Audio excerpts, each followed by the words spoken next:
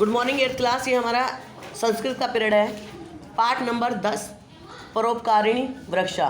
जो वृक्ष हैं उनके बारे में बताया गया कि वो हमारे लिए किस तरह परोपकारी होते हैं। छाया सुप्त मृग शुकंत निवेह विश्वर्ग विलुप्त छंद किटोरा व्रत कटोर कपिकुले संघने कृत प्रत्यक्ष विश्रब्द मधुपर्णे पित कुसुम शलाघ्य सा एवं द्रुम्र सर्वांगे रूप कारकम सुख दो भार भूतों पर।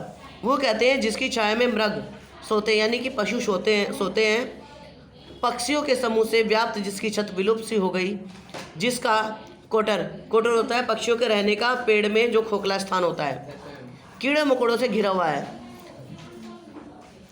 जिसकी शाखा का आश्रय लेकर बंदरों का समूह रहता है, जिसके फूलों का रस मधुमक्खियां निर्भय होकर पीती हैं। इस पृथ्वी पर जो सब रूपों में सुख प्रदान करने वाला ऐसा ही पेड़ प्रशंसनीय है।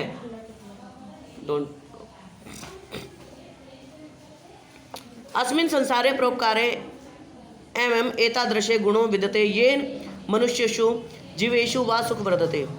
इस संसार में परोपकार ऐसा ही गुण विद्यमान है जिससे मनुष्य एवं अथवा जीवों में सुख बढ़ता है। यानी कि पेड़ ऐसा ही परोपकारी चीज है।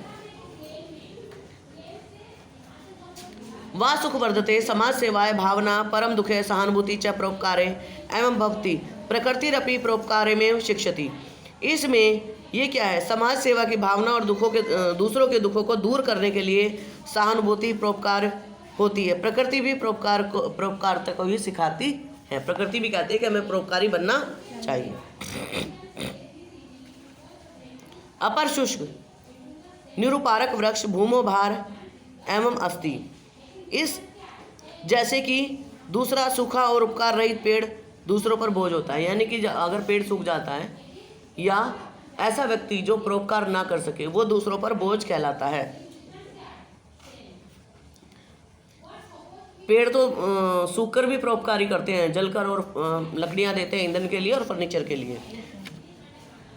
जीवनस्य साफल्यम तू परोपकारणेव अस्ति।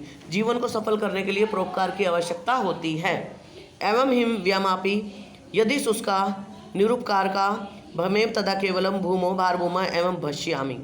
यदि केवल हम शुष्क हैं, उपकार रहित हैं, यदि कि हमारा स्वभाव बिल्कुल कठोर है, हम किसी की सहायता नहीं कर सकते, हम किसी से दो बोल प्यार के नहीं बोल सकते, तो हमारा जीवन जो है वो धरती पर बोझ के समान है। प्रकृति परोपकार जीवंती। प्रकृति भी परोपकार के लिए जीती है। उक्त च परोपकार फलंती वृक्ष। परोपकार के लिए वृक्ष जो हैं वो फल देते हैं। परोपकार वहंती नद। परोपकार के लिए नदी बहती है। यानी कि वृक्ष दूसरों के लिए फल देते हैं, नदी दूसरों के लिए बहती है। परोपकार दुहंती गांव। और जो परोपकार है, गायें जो है वो दूसरों के लिए दूध देती है, अपना खुद नहीं पीती वो। परोपकार मर्थिम शरीरम। इसलिए हमारे शरीर को भी परोपकार करना चाहिए। ये परोपकारम कुर्वन्ति ते सज्जना भवन्ति। जो परोपकार करता है वो सज्जन होते हैं। सज्जना परोपकारणे स्वीकाय संपत्ति वहंतो विनयेन स्व शिरो वन्यमन्ति यथोक्त। जो परोपकार और विनम्र व्यक्ति हैं उनके आगे सभी सिर झुकाते हैं। उनके बारे में क्या कहा गया है, भवन्ति नाम्रस्त्रव फलोद्गमे नवाम्बु विद्रुम विलंबना मेघना अनुदता सत्यपुरुषा समृद्धि भी स्वभाव एशम परोपकारिणाम। देखो, फूलों और फलों के आने पर वृक्ष झुक जाते हैं। जब बादलों में पानी भर जाता है तो वो भी झुक जाते हैं, वो भी नीचे आ जाते हैं, अर्थात बरसते हैं। तो ऐसे ही सत्य पुरुष अगर उनके पास धन और संपत्ति आने पर अहंकार से रहित होते हैं, उनमें अहंकार न आए, तो वही परोपकारी होते हैं। यही परोपकारी स्वभाव है।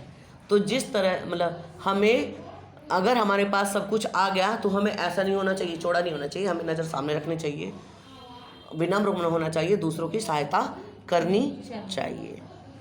आपका ये बुक वर्क आप खुद करेंगे, जरा ये भर लो। प्रश्न नंबर 2।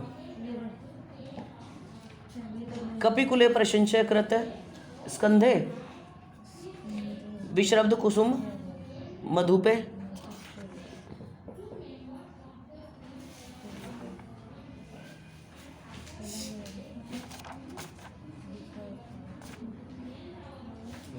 वृक्षस्य छायां मृगम प्रोक्काय इदम शरीरम अस्ति प्रोक्काय वृक्षा फलंती। ये अनुवाद जो है ये खुद करोगे आप। अब जरा पेज पलटो, पेज नंबर 32, क्वेश्चन नंबर 5। नद प्रोक्काय वहंती वृक्षा प्रोक्कारे फलंती वारिवाह सज्जना। मैं इसको करके भेज दूंगी, ठीक है।